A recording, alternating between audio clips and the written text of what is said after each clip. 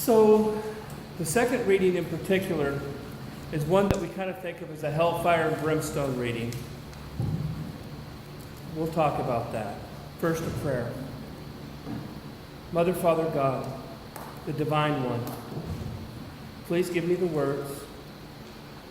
Please guide my voice as I speak to your people.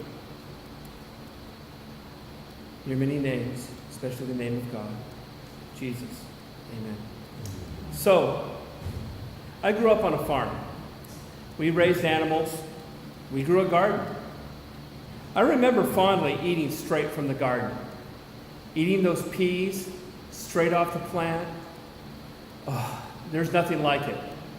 Warm still from the sun. Yummy. Just yummy. I also recall weeding. 2-3 times a week, my dad and mom would go out in the garden to weed, and all us kids would go out and get on our knees and get dirty, which was something we didn't mind. But weeding is tedious. But you have to keep the weeds down, because if you let the weeds grow, they'll kind of engulf the plants, and they'll starve the plants for nutrients. So we would go out and we would weed. And the weeding led to the plants that we got to eat. But never did my father blame the devil or some evil neighbor for putting the weeds there. Okay, for you herbologists, I have to be clear. The weeds we're talking about are the plants that get in the way the plants we're trying to grow, not the kind of weed that you buy at the store down the road. Okay, so we just have to be clear about that. Now that plant is quite useful. So what was Jesus talking about when he was talking about the weeds and the seeds? So the conventional reading, the reading that you would get in a lot of churches, is to say that the wheat are the good people of God, the noble, upright, decent, well-behaved people of God, and that the weeds are everybody else. I don't buy it. I don't buy it. I don't buy that we're divided in that kind of way, that God divided us like that. The idea leads to the conclusion that the followers of Jesus are a better, superior kind of person. And that's just rubbish. It's not in keeping with all of what else you read in the Bible. And when you find something in the Bible where this passage seems to mean something, but then when you look at it in the context of the entirety of the Bible, it doesn't make sense, then you're not reading it right. You're just not reading it right. So that kind of nonsense turns a lot of people away from church. I dare suggest that a lot of the people that are here in the congregation today came here because they were turned away from churches that thought that way. That they turned away from a teaching that spread, even in the guise of love, that spread hate. That spread division rather than unity. That spread divisiveness rather than love. So, I don't buy that. I don't buy that at all. Here at Emerald City, MCC Seattle, we do not profess to that kind of teaching. We have never. But there's another problem with this. The conventional reading of this text seems to say that people are, from the moment they're conceived, either good or evil. The term for that is called predestination. That we think we have choices, but really we don't. That everything that we do, every choice we make is really an illusion. And that we're destined to go down the path that we have. That also is rubbish. We have choices. In our lives, daily, we have choices. All of you chose to came to church today. You didn't have to. I kind of had to, but you didn't have to. So the thing is if there is no predestination, then how can there be good or evil people? And where do the weeds come from? Where do the seeds come from? I want to talk about that. If any of you guys have ever been gardeners, you probably know some of the answers to this. But weeds are not sinisterly put into the ground where you're growing a crop. That's not where they come from. And seeds all come from the same place. And when I say that, it doesn't matter if you're a backyard gardener that goes down to the hardware store and gets those cool little packets that tell you how warm it has to be and how to plant the corn or the carrots or the potatoes that you're growing. Or if you're a big industrial farmer that has thousands of acres to grow whatever crop it is that you grow. The seeds are the same. All the seeds are produced by farmers. Now, have you ever heard the term gone to seed? That term implies someone or something that's beyond its usefulness. And I find that interesting, because that's not what gone to seed means. If you're, say, growing corn, and you want to grow a seed crop of corn, you deliberately leave that corn in the field beyond where you would use it for food. And you let the kernels get hard and kind of dry out and turn into seeds. And each one of them kernels of corn can be used to produce another plant of corn, because that's how the seed is produced. And that's true of most plants, not every single plant, but most plants start that way. I mean, potatoes and a few of the tubers are a little different. But mostly they just take a bit of the plant that has gone beyond its food stage into its seed stage. So gone to seed is just a different kind of usefulness. In truth, those old people that they say have gone to seed have also become useful in other ways. So it doesn't mean what you think it means. But seeds were grown that way, were produced that way deliberately. And in biblical times, it was no different. The wheat that you left in the field longer, and it would turn into seeds, and that became your seed crops. The corn, whatever crop that you were growing, they didn't grow corn back then, but whatever crop you were growing, you deliberately left a portion of your field set aside to turn into seed. Or else you would go and buy your seed from somebody who produced it. So biblical farmers would understand this idea of seeds.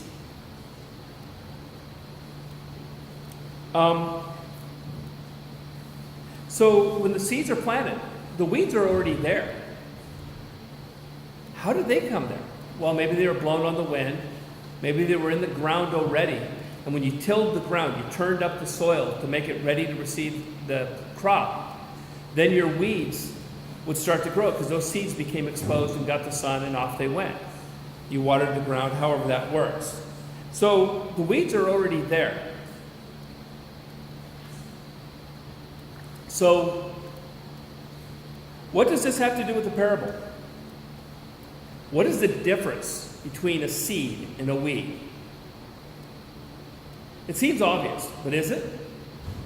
A seed is a useful plant. A seed is something that you deliberately grow and produce because it's going to make something for you. Does that mean weeds are useless?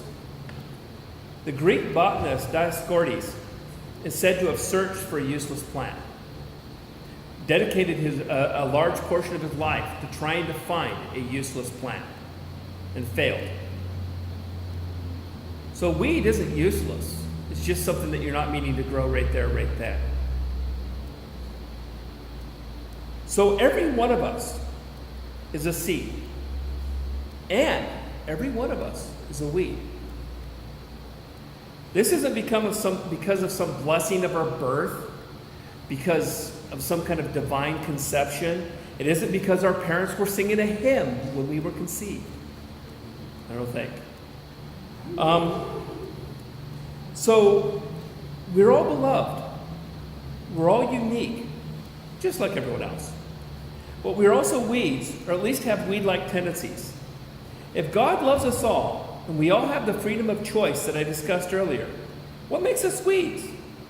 The answer is location. If grass grows where corn should grow, then that grass is a weed. If corn grows where grass should grow, then it's a weed. Each of us have gifts. Each of us have talents. We are all called to a task in life that is uniquely our own. Mine isn't yours. Yours isn't mine. We are called to do that task. But do we have to do it? Are we forced by some outside God or otherwise to do that task? Of course not. We can choose. We have the choice as to where we grow. We choose our ground, each of us. But when we make that choice, that ground molds us. In part, it determines what kind of person that we're going to be, because we take up roots in that soil, and that's what nurtures us.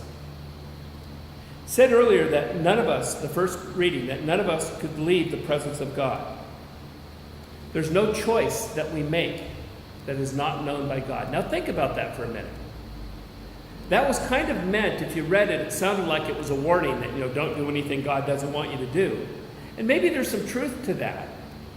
Maybe, but I don't think so. I think it more means to know, to be comforted in the fact that you can't hide. Your kinkiest desire, your funnest night, your biggest shame, God knows. God might look out and say, "Damn, Michael, that was a good move." Or might say, "Nathan, cool, but you're going to hurt your back. And you'll regret it in the morning." There's no secrets. And in a sense, there's really a comfort there. You can't hide, so there's nothing to hide. God knows your choices. You can kind of probably guess what some of them are going to be beforehand. But that doesn't mean you're destined to do them. But still, God has a path that God wishes us to take, desires us to take, because it's better for the family of God, but also because it's better for us. So, what happens when we don't use our gifts? What happens when we don't use our talents? This is where I kind of have to convict myself. I've known for some time that I've been called to ministry. And I've talked to a lot of you about this, that this is something I need to do, that this is a place that I personally need to go.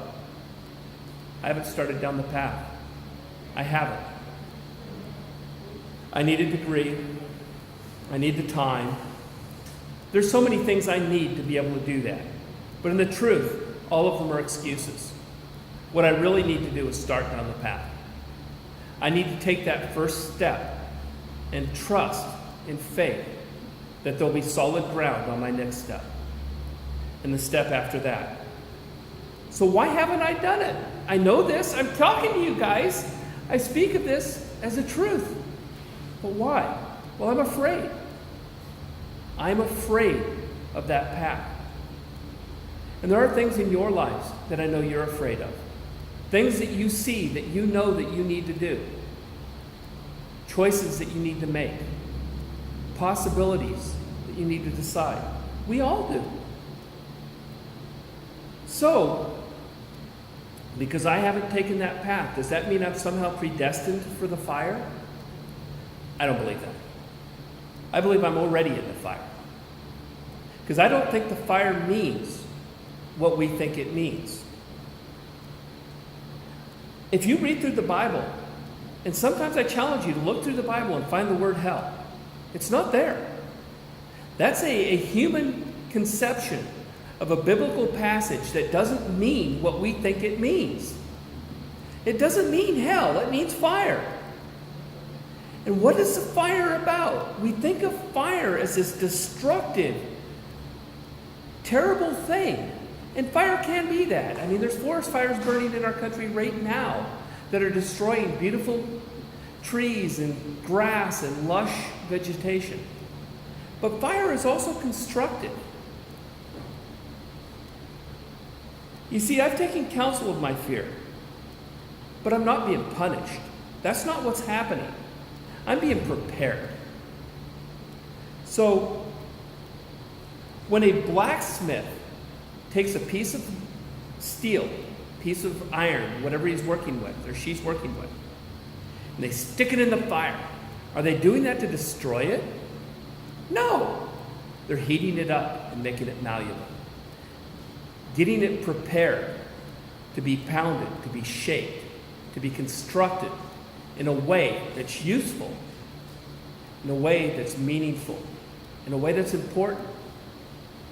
That's not a destructive force. That's a constructive force. That's a building. That's not a tearing down. That's a molding. It's a shaping. It's a preparing. So in the fire, we're changed. In the fire, we find our real identity. All the slag. For those of you who don't know, that when you heat metal, impurities in the metal will float to the top or come to the surface, and then it can be scraped away, and that's called slag.